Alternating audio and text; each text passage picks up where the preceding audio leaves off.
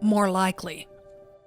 Studies have shown black residents in the United States are more likely to be stopped by police than whites. They are more likely to have force used upon them by police, and they are more likely to be shot by police than whites. Let's break down the national statistics.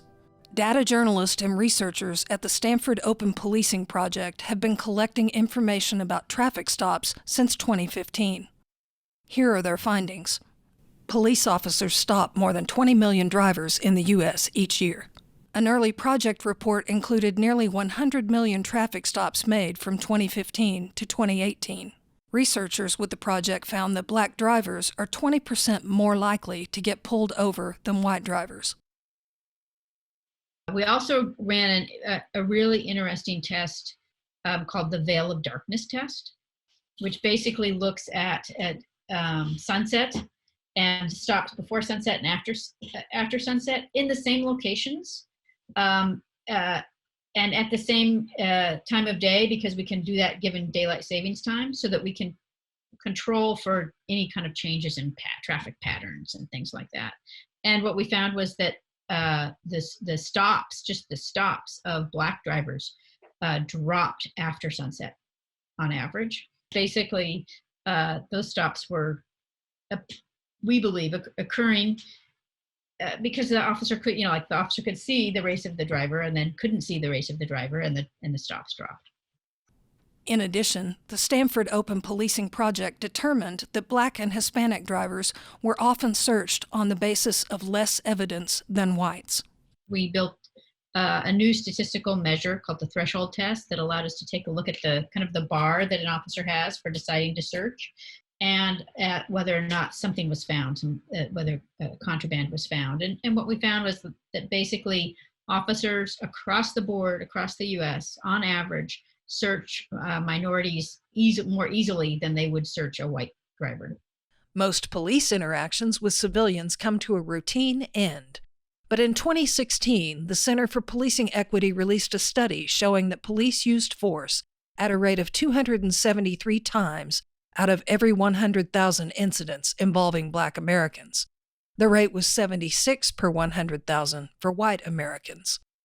The collection of data regarding fatal police encounters has been largely left to researchers.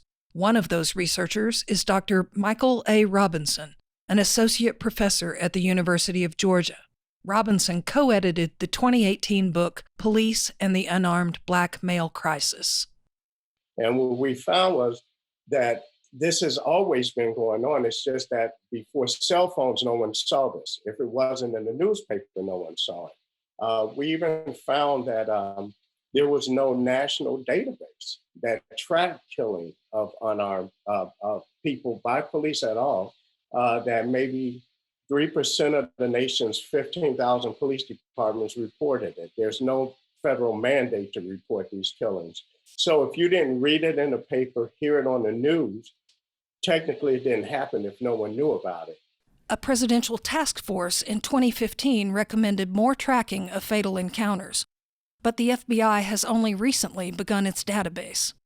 So, like other researchers, Robinson turned to varying sources for his study of police killings of unarmed people. The reason we only looked at unarmed is because those are the ones we thought were unjust. There are two publications that began tracking the data roughly 5 or 6 years ago. The Washington Post, and also the Guardian newspaper, which is the oldest European newspaper. They scour newspapers from publications all over the country. They get transcripts from radio stations, and they listen for killings of police. Then they have to verify those killings. I conducted a study in 2017 where I examined the killing of unarmed black men from January to December of 2015. I found that unarmed black men were killed at a rate of close to 5 times that of white men and 3 times that of Latinx men. People will argue that, well, more white men were killed by police. Well, that is true. But if you look at per capita killings per 100,000, you'll see that black men were killed at a rate of 5 times that of white men.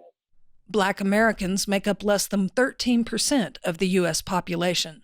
The Washington Post's longer study of all fatal police encounters finds Black Americans are fatally shot by police at more than twice the rate of white Americans. That study started in 2015, and the Post closed it in January 2020. As a single mother, I am the mother of a Black man, a Black child. He's 12. And the things that I have to have conversations with him about, you can't wear a Black hoodie. If something happens and you get pulled over by the police, you don't reach for your registration. You make sure that your hands are up so that they don't think that you're trying to do something. And above all, you have to comply with what they say. It's yes, sir, no, ma'am, yes, ma'am. Because if you don't treat them in that way, if you give them any inkling that you are resisting, that could turn for the worse. And that's something that we don't want to have to experience that.